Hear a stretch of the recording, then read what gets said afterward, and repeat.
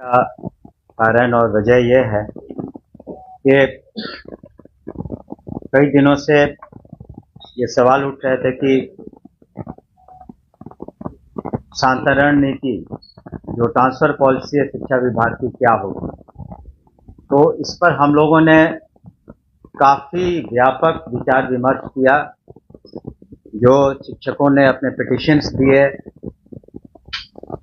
जो जनप्रतिनिधि हैं, उन लोगों से हम लोगों ने वार्ता की और जिलों में हम लोग जब भ्रमण के लिए गए, हम भी गए, हमारे पदाधिकारी गए, तो उस वक्त हमें जो फीडबैक मिला, तो कुल मिलाकर के हम लोगों ने उसके बाद एक पॉलिसी बनाई और पॉलिसी को यथासंभव हम लोगों ने बहुत ही उदार रखने का काम किया है, ताकि जो भी शिक्षक हैं हमारे, उन्हें कम से कम कठिनाइयों का सामना करना पड़े और जो भी पॉलिसी बनती है उससे सरकार का मत है, हमारे माननीय मुख्यमंत्री नीतीश कुमार जी का मत है कि इस पॉलिसी में अधिक से अधिक लोग संतुष्ट रहें। और हम समझते हैं कि जो हमारी पॉलिसी बनी है उसमें अधिकांश शिक्षक संतुष्ट रहेंगे, क्योंकि इसमें व्यापक विचार विमर्श हुए हैं और साथ ही साथ हम लोगों ने शिक्षकों की जो कठिनाइयां हैं उनको भी मद्देनजर रखते हुए ये नीति बनाई है। और इस नीति में हम लोगों ने ध्यान दिया है कि न सिर्फ जो सक्षमता जिन लोगों ने पास किया है 1,87,000 से ज़्यादा, या बीपीएससी के थ्रू जो लोगों ने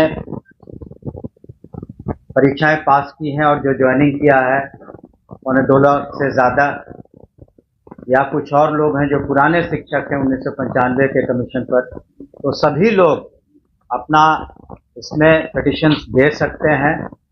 एक समय सीमा हम लोग निर्धारित करेंगे और एजुकेशन डिपार्टमेंट के पोर्टल पर उसको अपलोड करेंगे और हम लोग उसमें उन लोगों को 10 ऑप्शन देंगे,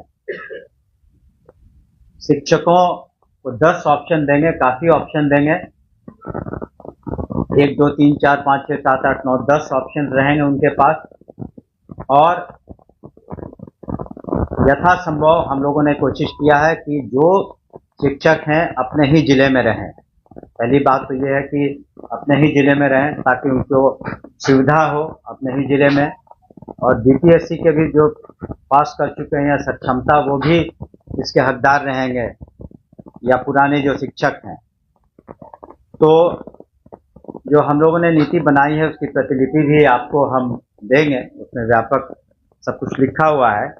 लेकिन हम लोगों ने यह ध्यान रखा है सबसे पहले कि अगर किसी को असाध्य रोग हो या गंभीर बीमारी हो या फिर दिव्यांगता के कारण या फिर मानसिक कोई समस्या हो, तो इन सबों को हम लोग काफ़ी उच्च प्राथमिकता देंगे। उन लोग पर हम लोग विशेष ध्यान देंगे कि उनके बीमारी इत्यादि के कारण उनके इलाज में दिक्कत ना हो और उनको सुविधा हो। ये हमने पहले भी ये बात रखी थी। और उसके अलावे जो वैसी महिलाएं हैं जो विडोज़ हैं या किसी कारणवश सिंगल हैं, तो उन लोगों के बारे में भी हम लोगों ने विशेष ध्यान रखा है। और महिलाओं का जहाँ तक प्रश्न है, गृह पंचायत से हट के पुरुषों को अनुमंडल से उसी जिले में बाहर रख करके हम लोगों ने ये नीति बनाई है। और जो एक बार जब पोर्टल पर ये लोग अपना एप्लीकेशन अपलोड कर देंगे तो उसको हम लोग निर्णय लेंगे उस पर। लेकिन उनकी ज्वाइनिंग हम लोग दिसंबर माह में कराएंगे, ताकि छुट्टियों के वक्त, ताकि अभी जो पढ़ाई सुचारू रूप से चल रही है किसी तरह से डिस्टर्ब नहीं हो, उसमें किसी तरह का व्यवधान उत्पन्न नहीं हो। हम माननीय मुख्यमंत्री नीतीश कुमार जी को भी धन्यवाद देना चाहेंगे कि उनके दिशा निर्देश में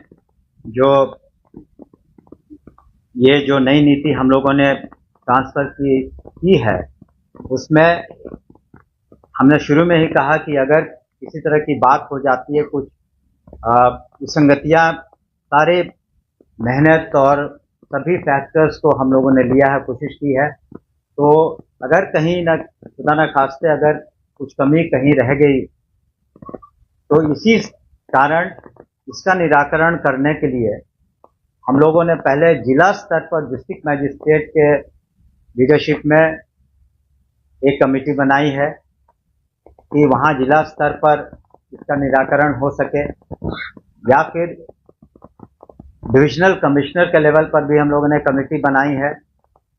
और विभाग का तो अधिकार रहेगा ही हस्तक्षेप करने का। तो अगर किसी को किसी तरह की परेशानी है या इस ट्रांसफर नीति के अधीन भी कुछ विसंगतियां रह गई हों, तो उसको हम लोग इन कमिटीज में एड्रेस करेंगे। तो हर व्यापक पैमाने पर हम लोगों ने विचार विमर्श किया है, सभी के जो विचार हैं उसको हम लोगों ने डिस्कस किया है, हमारे एसीएस साहब से और सभी पदाधिकारियों से हम लोगों ने डिस्कशन किया है, और उसके बाद ये नीति लाई है। लेकिन एक बार जब उनकी नियुक्तियां, जो प्रोसेस चल रहा है, खास करके जो नियोजित शिक्षक हैं, उनके काउंसलिंग के बाद उन्हें नियुक्ति पत्र भी दिया जाएगा।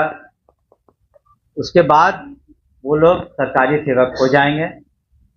लेकिन उनसे भी हम अपेक्षा करेंगे, विभाग करेगा, सरकार करेगा, माननीय मुख्यमंत्री जी भी करेंगे कि अब आप सरकारी सेवक हो गए हैं तो बिल्कुल डिसिप्लिन के तहत उन्हें रहना होगा।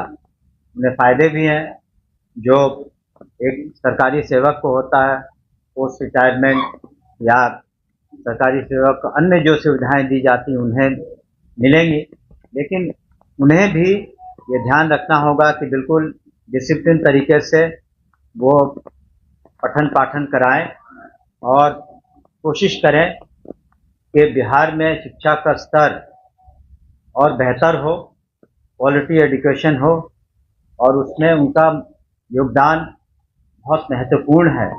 इन बातों को हम लोगों ने ध्यान में रखते हुए ये किया कि जबकि माननीय मुख्यमंत्री जी ने, आपने देखा होगा और जानते भी होंगे शायद, कि जो कुल बजट है, एनुअल बजट 2,72,000 करोड़ से ज़्यादा, उसका 20% से ज़्यादा यानी 52 करोड़ से ज़्यादा मेन बजट में शिक्षा के लिए रखा गया, और बाद में 10,000 करोड़ सप्लीमेंट्री भी लिए गए हैं। तो ताकि हम लोग हर स्तर पर, चाहे पढ़ाई लिखाई हो, मिड डे मील हो, चाहे वो पोशाक हो, साइकिल योजना हो माननीय मुख्यमंत्री जी की, कहीं किसी तरह की कमी नहीं आए। और जो प्रोत्साहन राशियां दी जा रही हैं, स्टूडेंट्स को क्रेडिट कार्ड दिए जा रहे हैं, कहीं कोई कमी नहीं हो। और उसी कड़ी में हम लोगों ने ये जो ट्रांसफर पॉलिसी बनाया है, सुधार पॉलिसी बनाया है, ताकि अधिकांश शिक्षकों का हित हम लोग इसका ख्याल रख सकें। और दिसंबर माह तक उनकी पोस्टिंग भी हो जाएगी। आप जानते हैं थोड़ा वक्त लगेगा क्योंकि संख्या बहुत ज़्यादा है और सबको अपनी अपनी समस्याएं हैं, तो हम लोग पर्याप्त समय देंगे सभी को अपने पिटीशन लिख करके अपलोड करने का, और उसको सॉफ्टवेयर के थ्रू हम लोग उसको सब कुछ करेंगे ताकि किसी तरह की शिकायत न हो। आपका बहुत बहुत शुक्रिया। कोई स्थानांतरण नीति पर बात कर रहे हैं, उससे संबंधित और एक चीज और बात बता दें, जो अनुकंपा के मामले थे तो उसमें भी हम लोगों ने कैबिनेट करा लिया है, और 6,421 अनुकंपा के मामले थे, उनको भी हम लोग कुछ समय से लंबित थे ये मामले, तो उनके परिवार के लोगों को भी हम लोग निश्चित रूप से कोऑप्ट कर लेंगे एजुकेशन डिपार्टमेंट में। सर, शिक्षक संगठनों की मांग की रिपोर्ट जहाँ शिक्षक संगठनों की मांग की यहाँ पर है सक्षमता पास करने के बाद उनको वही छोड़ दिया जाए। हम लोगों ने देखिए, आप सरकारी सेवक जब आप हो जाते हैं तो कुछ नियम कानून हैं, कायदे हैं, और हम लोगों ने यथासंभव कोशिश किया है और लिखा भी है, आप पढ़ लेंगे कि हम लोगों ने उनको उसी जिले में रखा है। और लेकिन विशेष परिस्थिति में जिनके समस्याएं हैं उन पर हम लोग विशेष ध्यान देंगे, वो तो हमने शुरू में ही लिखा है। लेकिन आप ये भी समझें कि जब आप सरकारी सेवक हो जाते हैं तो सरकारी नियम कायदे कानून है, आपको सरकारी सेवक के सभी फायदे मिलेंगे, आपको पेंशन इत्यादि भी बाद में मिलेगा। तो कुछ सरकारी नियम कानून को भी ध्यान में रखना बहुत ज़रूरी होता है। आप उदाहरण स्वरूप आप देख लीजिए, हम लोगों ने तो डिस्ट्रिक्ट में ही रखा है। एक पुलिस डिपार्टमेंट का अगर आप लेते हैं उदाहरण, तो वहाँ पर आज करीब करीब 30,000 महिलाएं हैं जो पुलिसकर्मी हैं, और किसी पुलिस वाले को अपने डिस्ट्रिक्ट में काम करने का मौका नहीं मिलता है। वो भी तो अपने नौकरी कर रही हैं। तो ठीक है, संघों का काम है मांग करना, सभी चीज़ों पर, सभी बातों पर हम लोगों ने विचार विमर्श किया, और अनुशासन के दृष्टिकोण से और साथ ही साथ क्वालिटी एजुकेशन के दृष्टिकोण से हम लोगों, हमारी समझ है कि हम लोगों ने जो पॉलिसी बनाई है वो काफ़ी व्यापक है, उदार है, और जनहित में है, और शिक्षकों के हित में है, और शिक्षा के हित में है। तो हम लोगों को एक बात ये भी, इस पर भी ध्यान देने की आवश्यकता है कि शिक्षक की मांगे और शिक्षक की समस्याएं दूर, लेकिन शिक्षा पर कितना ध्यान हम लोग देते हैं ये ज़्यादा मायने रखता है।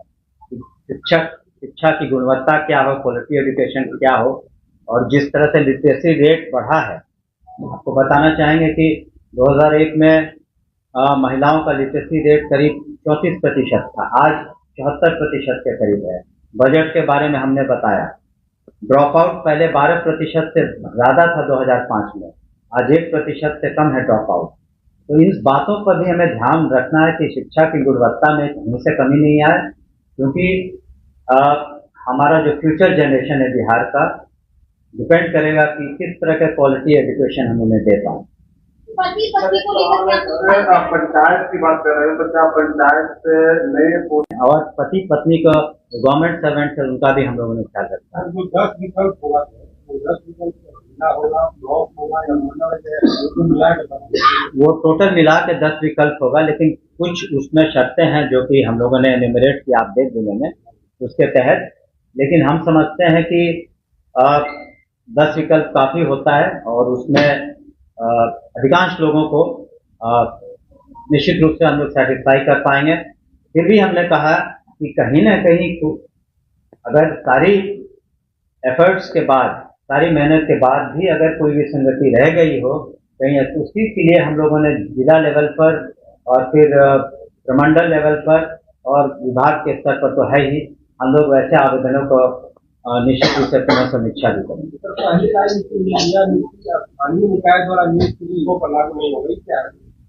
यानी कि उसका मतलब जिन्होंने अभी तक एग्जाम नहीं पास किया है तो वो कर जाएंगे तो उन पर फिर से लागू होगी।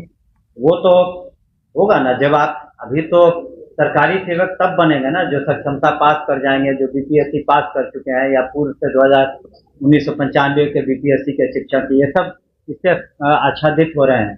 लेकिन वो अभी बाकी पास कर जाएंगे तो उनको भी उसमें ले आएंगे। वो कुछ उसमें कुछ कठिनाइयाँ थी जो हम लोगों ने कहा है कि जल्द से जल्द उसको करने के लिए कुछ कठिनाइयाँ थी। ये हम लोग उसका तिथि निकाल देंगे अति शीघ्र, क्योंकि एक सॉफ्टवेयर भी, ये पॉलिसी अप्रूव हो गई है तो एक सॉफ्टवेयर बनाने में भी थोड़ा टाइम लगेगा। तो लेकिन हम लोग पर्याप्त समय देंगे, और खुदा और किसी को दिक्कत भी अगर होनी नहीं चाहिए, इसलिए हम लोग समय काफी देंगे। तो सभी को मौका देंगे, 5 मौके दे रहे हैं हम लोग, तो सभी को मौका मिलेगा। हाँ, लेकिन एक बात जरूर है कि काउंसलिंग के दौरान हम लोग गहराई से सभी सर्टिफिकेट इत्यादि की भी जांच करेंगे, और जहाँ पर किसी तरह की कमी पाई जाएगी या सर्टिफिकेट जेन्युइन नहीं है तो उनका अधिकार नहीं रहेगा। पिटिशन लेना सब कुछ शुरू करेंगे। हमने कहा बहुत शीघ्र हम लोग कल पॉलिसी अप्रूव हुई है तो आज हम लोगों ने आप सभी को बता दिया। हम लोग शीघ्र, हमको लगता है जैसे ये सॉफ्टवेयर भी डेवलप करना शुरू कर देंगे आज से, तो अति शीघ्र। लेकिन जैसा हमने कहा कि पठन पाठन में, पढ़ाई में व्यवधान न उत्पन्न हो, इसके लिए हम लोग जो भी इम्प्लीमेंट करेंगे दिसंबर महीने में छुट्टियों के दौरान, ताकि पढ़ाई लिखाई में किसी को कोई दिक्कत